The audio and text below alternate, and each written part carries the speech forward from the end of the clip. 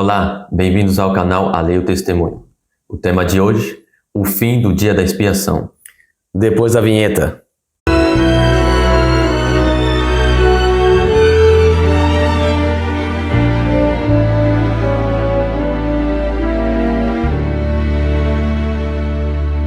O primeiro texto está em Levítico, capítulo 16, dos versos 15 ao 16, que nos diz: Depois degolará o bode da expiação que será pelo povo, e trará o seu sangue para dentro do véu, e fará com seu sangue como fez com o sangue do novilho, e o espargirá sobre o propiciatório, e perante a face do propiciatório. Assim fará expiação pelo santuário por causa das imundícias dos filhos de Israel e das suas transgressões, e de todos os seus pecados, e assim fará para a tenda da congregação que reside com eles no meio das suas imundícias. Então aqui, continuando, falando sobre a festa do dia da expiação, aqui quando o Cristo encerrar a sua obra de juízo, ou seja, os registros dos nossos pecados que estão contaminando o santuário celestial, eles serão apagados. Isso. Então aqui é o fim da purificação do santuário. É o fim do dia do juízo. Sim. Mas não somente isso. Em Levítico capítulo 16, os versos 18 e 19, nos dizem: Então sairá ao altar que está perante o Senhor, e fará expiação por ele, e tomará do sangue do novilho e do sangue do bode, e o porá sobre as pontas do altar ao redor. E daquele sangue aspergirá sobre o altar com o seu dedo 7 vezes, e o purificará das imundícias dos filhos de Israel, e o santificará. Então vemos aqui que tinha uma purificação Do altar. do altar de incenso. O altar de incenso, que é o símbolo, são os méritos de Cristo e as orações dos santos. Então, nós oramos a Deus segundo os méritos de Cristo, no nome de Jesus. Sim. Então ele tinha que ser purificado e santificado. Agora, uma coisa que é santificada não tem mais como haver contaminação. Isso. Então, vejamos um outro texto agora, em Apocalipse, capítulo 8, verso 3 e 4. E veio outro anjo e pôs-se junto ao altar, tendo um incensário de ouro. E foi-lhe dado muito incenso para o pôr com as orações de todos os santos, sobre o altar de ouro, que está diante do trono. E a fumaça do incenso subiu com as orações dos santos, desde a mão do anjo até diante de Deus. Então aqui se confirma que o altar de incenso é o símbolo da oração dos santos. E vemos aqui que essa visão está ocorrendo no santuário celestial. Isso. E Apocalipse capítulo 8, verso 5. E o anjo tomou o incensário e o encheu do fogo do altar, e o lançou sobre a terra, e houve vozes, trovões, relâmpagos e terremotos. Então aqui é algo extraordinário que está ocorrendo. Que é anunciado que teve trovões, relâmpagos e terremotos. Então aqui é o fechamento da porta da graça. Ou seja, o altar de incenso será purificado. Não mais haverá contaminações nele. Ou seja, não vai ter mais pecados a confessar para os santos. É tanto que ele pega o incensário e lança à terra. As últimas orações foram respondidas. Não tem mais o que fazer. Ou seja, tiraram o incensário do lugar santo e lançaram no pátio, que é a terra. Acabou. Não tem mais intercessão. Ou seja, os santos que viverem, eles vão ter que viver uma vida santa. Sem ter um intercessor, diante de Deus, sem um intercessor. E para os ímpios que estarão pecando, não haverá mais intercessor, não tem mais oração. Acabou a graça, acabou o tempo de graça para a humanidade. Continuando no Espírito de Profecia, no manuscrito 151 de 1901, nos diz: Na ocasião em que os juízos de Deus estiverem caindo sem misericórdia, quão invejável para os ímpios será a posição dos que habitam no esconderijo do Altíssimo, o pavilhão em que o Senhor esconde todos os que o têm amado e obedecido a seus mandamentos. Em tal tempo como esse, a condição dos justos será realmente invejável aos que estiverem sofrendo por causa de seus pecados. Mas a porta da graça estará fechada para os ímpios. Depois que terminar o tempo da graça, não serão mais oferecidas orações em seu favor. Está aí, a explicação está aí no Espírito de Profecia. Sim. Temos em Provérbios, capítulo 28, verso 9, que nos diz: O que desvia os seus ouvidos de ouvir a lei, até a sua oração será abominável. O pavilhão do Senhor é a lei. O esconderijo do Altíssimo é a lei. Nós temos que nos esconder nela. Como assim? Temos que ter em mente que necessitamos de observá-la, de amá-la. Ela tem que fazer parte do nosso dia a dia. Nós temos que amar a lei de Deus. Para quando chegar naquele momento onde não houver mais misericórdia, nós já estarmos habituados a isto. Tem que se tornar um hábito em nossas vidas. Observar todos os mandamentos. Continuando, agora também no Espírito de Profecia, em História da Redenção, página 402. Vi anjos indo rapidamente de um lado para o outro no céu. Um anjo com um tinteiro de escrivão ao lado voltou da terra e informou a Jesus que sua obra estava feita, e os santos estavam numerados e selados. Então vi Jesus, que estivera ministrando diante da arca, a qual contém os 10 mandamentos, lançar o incensário. Levantou as mãos e com grande voz disse: Está feito. Apocalipse 16, 17. Está consumado. João 19, 30.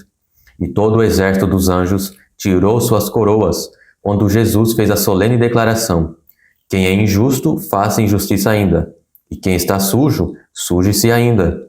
E quem é justo, faça a justiça ainda. E quem é santo, seja santificado ainda. Apocalipse 22, 11. Cada caso fora decidido para a vida ou para a morte. Então aqui está claro, os santos vão continuar sendo santos. O justo continuar sendo justo. E o ímpio vai continuar praticando impiedade. Por quê? Os casos foram selados, não tem mais o que fazer. Nós temos agora História da Redenção, página 403, que nos diz: Enquanto Jesus oficiava no santuário, era impossível serem derramadas as pragas, mas, terminando ali a sua obra e encerrando-se a sua intercessão, nada havia para deter a ira de Deus. E ela irrompeu com fúria sobre a cabeça desabrigada do pecador culpado, que desdenhou a salvação e odiou a correção. Naquele tempo terrível, depois de finalizada a mediação de Jesus, os santos passaram a viver à vista de um Deus santo sem intercessor. Cada caso estava decidido, cada joia contada. Então isto em breve ocorrerá. Continuando no mesmo livro, História da Redenção, agora na página 404. Vi então Jesus depor suas vestes sacerdotais e envergar seus mais régios trajes. Sobre sua cabeça havia muitas coroas, uma coroa encaixada dentro da outra. Cercado pelo exército dos anjos, deixou o céu. As pragas estavam caindo sobre os habitantes da terra. Alguns acusavam a Deus e o amaldiçoavam. Outros precipitavam-se para o povo de Deus e pediam que lhes ensinassem como escapar dos seus juízos. Mas os santos nada tinham para eles. A última lágrima pelos pecadores fora derramada. A última oração aflita fora oferecida. Enfrentado o último peso de cuidados pelos pecadores e dada a última advertência. A doce voz de misericórdia não mais nos haveria de convidar. Quando os santos e o céu todo estiveram interessados em sua salvação, não tiveram eles o menor interesse por si. A vida e a morte foram postas diante deles. Muitos desejavam a vida, mas não fizeram esforços por obtê-la. Não optaram pela vida, e agora não havia sangue expiatório que purificasse o culpado. Nenhum salvador compassivo que pleiteasse a favor deles e clamasse: poupa o pecador por mais algum tempo. O céu todo se uniu a Jesus, quando ouviram as terríveis palavras: está feito, está consumado. O plano da salvação se cumprira, mas poucos tinham escolhido aceitá-lo. Então, para os ímpios, nesse tempo, não haverá mais orações, não haverá mais perdão dos pecados. Ou seja, quando é lançado o incensário, finda-se o tempo da graça. O incensário, que representava a oração intercessória, não tinha mais. Não havia mais o que fazer em favor do impenitente. Acabou o tempo da graça. E é isso que a festa indicava e o que Apocalipse nos mostra o seu cumprimento. Sim. Agora vamos ver a respeito da vida dos vivos, dos santos vivos. Como será? Aqui em Levítico, capítulo 23, verso 27. Mas aos 10 dias desse 7º mês será o dia da expiação. Tereis santa convocação e afligireis as vossas almas e oferecereis oferta queimada ao Senhor. O que seria a oferta queimada ao Senhor? Em Malaquias, capítulo 3, verso 2 e 5, nos diz: Mas quem suportará o dia da sua vinda? E quem subsistirá quando ele aparecer? Porque ele será como o fogo do ourives e como o sabão dos lavandeiros. e assentar-se-á como fundidor e purificador de prata, e purificará os filhos de Levi, e os refinará como ouro e como prata. Então ao Senhor trarão oferta em justiça. E a oferta de Judá e de Jerusalém será agradável ao Senhor, como nos dias antigos, e como nos primeiros anos. E chegar-me-ei a vós para juízo, e serei uma testemunha veloz contra os feiticeiros, contra os adúlteros, contra os que juram falsamente, contra os que defraudam o diarista em seu salário, e a viúva e o órfão, e que pervertem o direito do estrangeiro, e não me temem, diz o Senhor dos Exércitos. Então aqui nós vemos que Deus vai purificar os filhos de Levi, vai purificar os 144 mil. E Deus vai ser contra aqueles que violam a sua lei. Os textos dizem isso. Temos mais um texto, em Efésios capítulo 5, verso 27. Para apresentar a si mesmo igreja gloriosa, sem mácula, nem ruga, nem coisa semelhante, mas santa e irrepreensível. Ou seja, é nesse tempo aqui. No tempo do fechamento da porta da graça, a igreja tem que estar assim. No fim do dia da expiação, no fim do juízo, Deus irá apresentar uma igreja gloriosa, sem mácula nem ruga, ou seja, sem pecado. Por isso que ela é chamada de santa e irrepreensível. Justamente. Próximo texto, 1 Pedro, capítulo 2, verso 5. Vós também, como pedras vivas, sois edificados, casa espiritual e sacerdócio santo, para oferecer sacrifícios espirituais, agradáveis a Deus, por Jesus Cristo.